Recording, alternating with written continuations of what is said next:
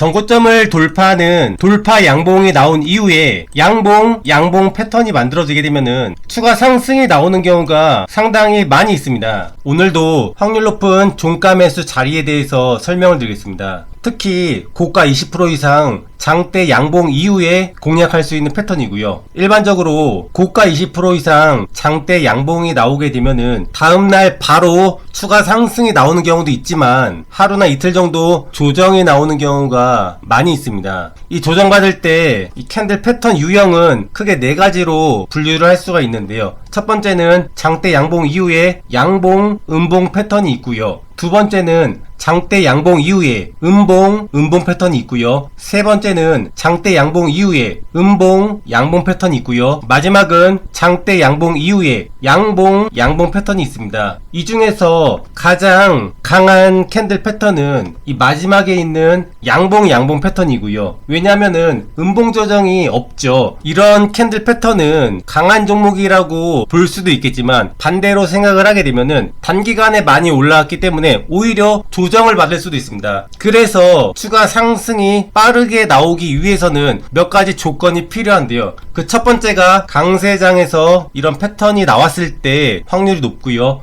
두 번째는 시장의 주도 섹터에서 이런 패턴이 나왔을 때 확률이 높아지고요. 세 번째는 전고점을 돌파하면서 이런 캔들 패턴이 나왔을 때 확률이 높아집니다. 이 중에서 이 마지막 세 번째가 가장 중요하다라고 할 수가 있겠는데요. 실전에서 어떻게 적용을 할 수 있는지 한번 살펴보겠습니다. 이 종목을 보게 되면은 고가 20% 이상 장대 양봉이 나왔습니다. 이 장대 양봉이 나온 주가 위치를 보게 되면은 이 전고점을 돌파하는 장대 양봉이 나온 거죠. 그리고 이후에 양봉 캔들이 만들어졌습니다. 이런 자리에서 매수를 하게 되면은 추가 상승이 나오는 경우가 상당히 많다라는 것입니다. 물론 이런 자리가 단기간에 너무 많이 올라왔기 때문에 쉽게 매수할 수 있는 자리가 아닙니다. 그래서 패턴의 조건에 대해서 설명을 드리는 거고요. 강세장에서는 올라가는 종목들이 계속 올라갑니다. 그리고 주도 섹터에서 전고점을 돌파하는 자리에서 이런 장대 양봉 이후에 양봉 패턴이 만들어지게 되면은 높은 자리이기는 하지만 추가 상승이 많이 나온다라는 것입니다.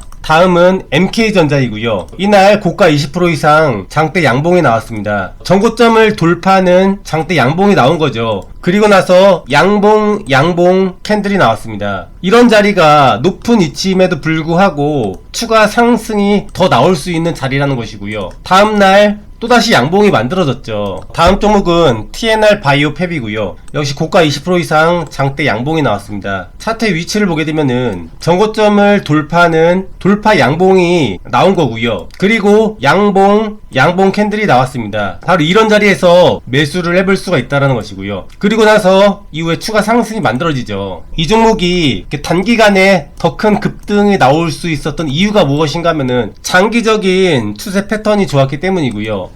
이렇게 컵 위드 핸들 패턴이 만들어지는 자리에서 장대 양봉 이후에 양봉 패턴이 만들어진 겁니다. 이런 패턴도 많이 설명드렸었죠. 마지막으로 한 종목만 더 살펴보겠습니다. 이 나우 아이비를 보게 되면은 여기서 고가 20% 이상 양봉이 나왔고요. 역시 전고점을 돌파하는 돌파 양봉이 나왔습니다. 그리고 나서 양봉 캔들 패턴을 만들었고요. 여기서 종가 매수를 할 수가 있다는 것입니다. 이 종목은 다음날 상한가 가 만들어졌고요. 물론 차트라는 게 100% 맞을 수가 없습니다. 실패할 때도 있는데요. 그때는 대응을 어떻게 하는지가 중요할 수가 있습니다. 이 아윈을 보게 되면은 이 전고점을 돌파하는 고가 20% 이상 양봉이 나왔고요. 다음날 양봉, 그 다음날 양봉, 이런 자리가 종가 매수 자리라고 말씀을 드렸는데요. 다음날 수익 구간을 주지 않고서 음봉이 나왔습니다. 이렇게 주가가 예상과 다르게 움직일 때는 대응을 해줘야 됩니다. 첫 번째는 손절을 할 것인지, 두 번째는